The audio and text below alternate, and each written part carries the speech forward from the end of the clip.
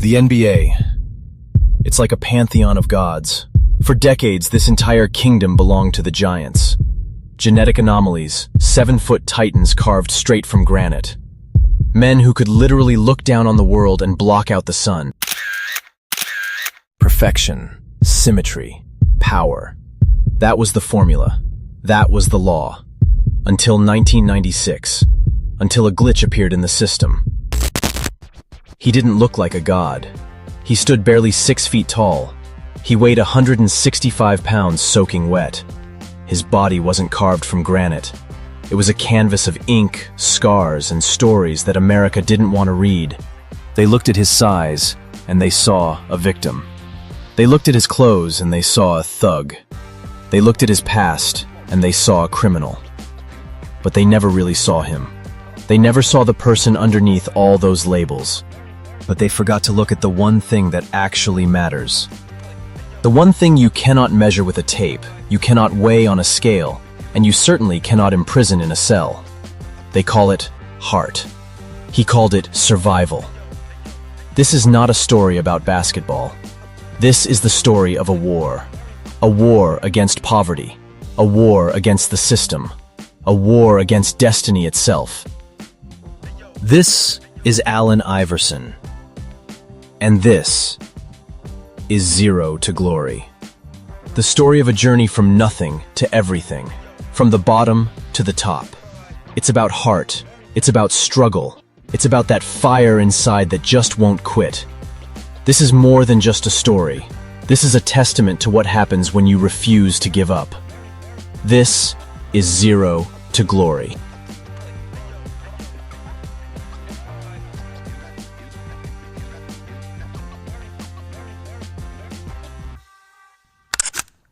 To truly understand the man, you first have to breathe the air he breathed.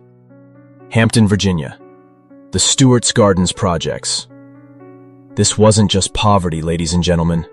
This was the absolute bottom of the barrel. Allen didn't grow up with a silver spoon in his mouth.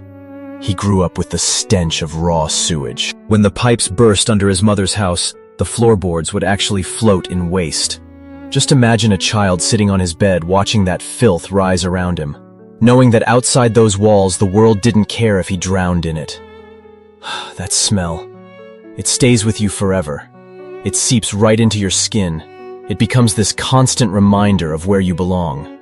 Or really, where they think you belong. But Allen had a ticket out. He was a prodigy, a real freak of nature. On the football field, he was a general.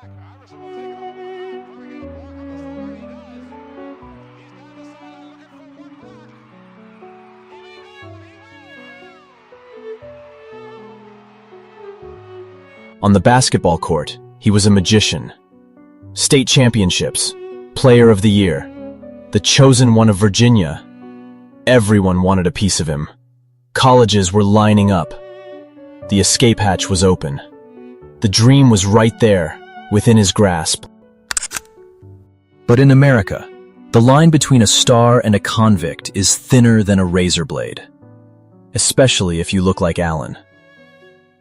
Valentine's Day, 1993. A bowling alley. It was supposed to be a night of fun, but the energy shifted. A racial slur thrown in the air like a grenade. A white mob. A black group of friends. Chaos. It was an absolute brawl. Chairs were flying through the air. Fists were flying everywhere. Dozens of people were just going at it. But when the dust finally settled, the police didn't arrest the instigators. They didn't arrest the mob. They arrested the symbol. They arrested Allen Iverson. Charged with maiming by mob. Tried as an adult. At just 17 years old, the golden child of Virginia was sentenced to 15 years in prison. Let that sink in for a moment. 15 years. And just like that, the scholarships were gone. All his friends disappeared. The media, the same people who had praised him just a week before, now painted him as some kind of violent monster who deserved to rot. They stripped him of his youth. They stripped him of his dignity. They threw him into a cage, hoping to break his spirit, hoping to extinguish that fire inside him. But they made a fatal miscalculation. You see, prison destroys the weak, but it tempers the strong. In that cold, lonely cell, Allen Iverson died, and the answer was born. He didn't break. He hardened. He realized that no matter how high he jumped or how fast he ran, to them, he would always be a target. So he made a vow. If he ever got out, he would never, ever apologize for who he was again. 4 months later, he finally got his clemency.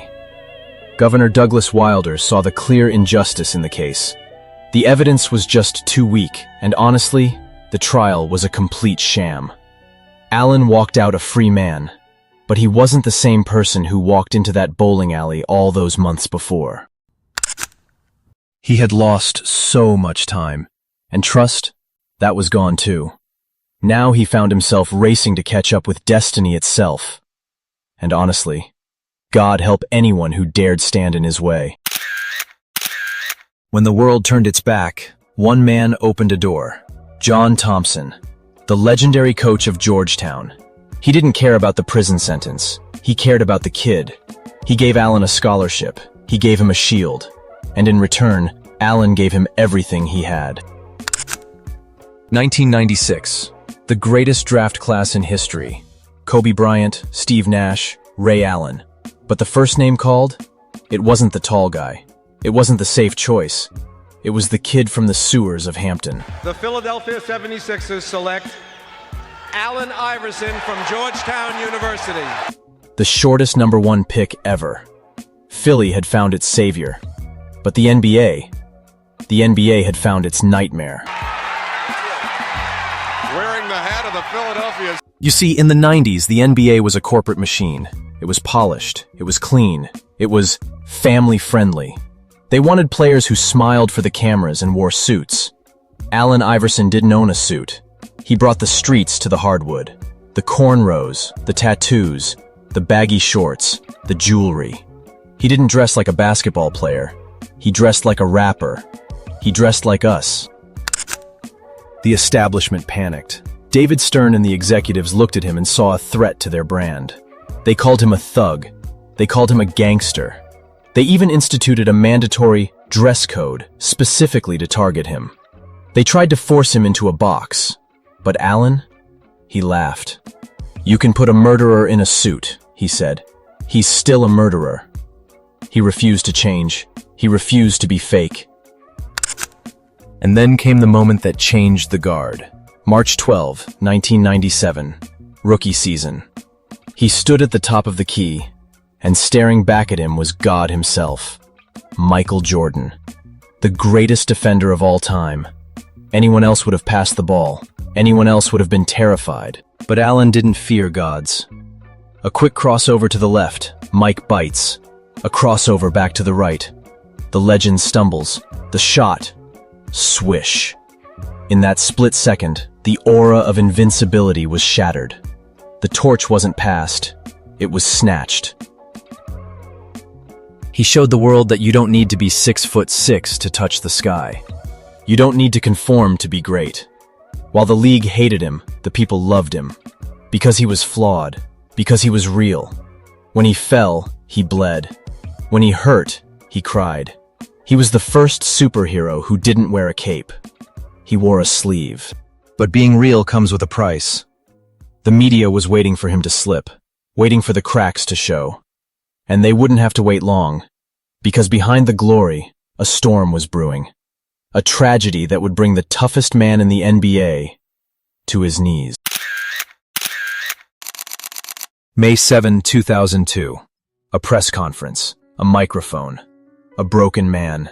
You know the clip. You've seen the memes. You've laughed at the remix. We sitting in here, and we're supposed to be the franchise player, and we in here talking about practice. It's funny, right? The rich, spoiled superstar doesn't want to work out. That's what they told you. That's what they sold you. But here is the truth they left out of the highlight reel. 7 months before he sat in that chair, Allen's best friend, Rashawn Langford, was shot and killed. Shot. 7 times. Allen didn't just lose a friend. He lost a brother. He lost a piece of his soul. And in the days leading up to that press conference, the murder trial for Rasan's killer had just begun. Alan was reliving the trauma every single day.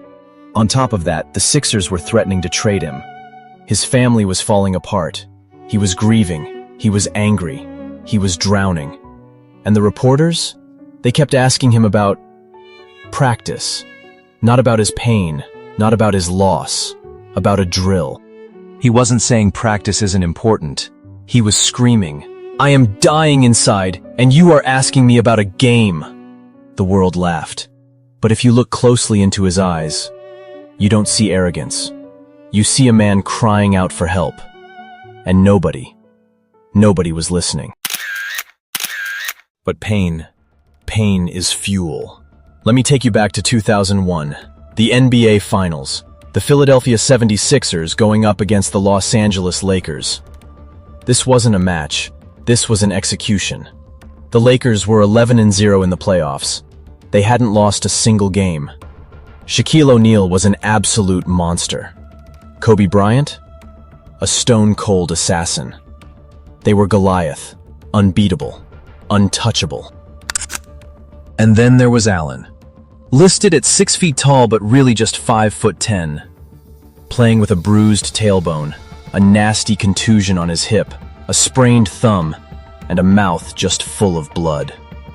He was held together by athletic tape and pure, raw willpower. The so-called experts all said, "Lakers in 4, it's gonna be a sweep." But then came Game 1, Staples Center, the belly of the beast. He came out like a man possessed, you know? This wasn't just scoring. He was waging war. 48 points. Against the greatest dynasty of the modern era. But there's this one moment, just one single second, that defined his entire life. Overtime. Lou falls to the ground, and then he didn't walk around him. He stepped right over him. It was disrespectful. It was arrogant. And you know what? It was perfect. In that single step, he said everything he needed to say. You can knock me down, you can hurt me, but you will never, ever be above me. They did lose the series in the end. Goliath got the ring. But David won the glory. Because rings just collect dust over time. But legends live forever. You know, they really tried to change him, but they failed. They tried to break him, and they failed again. Allen Iverson showed us all that size isn't measured in inches. It's measured by the fight inside the dog. He made it okay to just be yourself. And he made it okay to rise up from nothing and demand everything. You know, a lot of players out there just play the game, but Allen Iverson, he truly survived it. He didn't just compete, he battled, he pushed through, and because of that, he is, and he always will be, the answer. Make sure you hit that subscribe button because next time, we're going deep. We're actually entering the mind of a new beast. You won't want to miss this.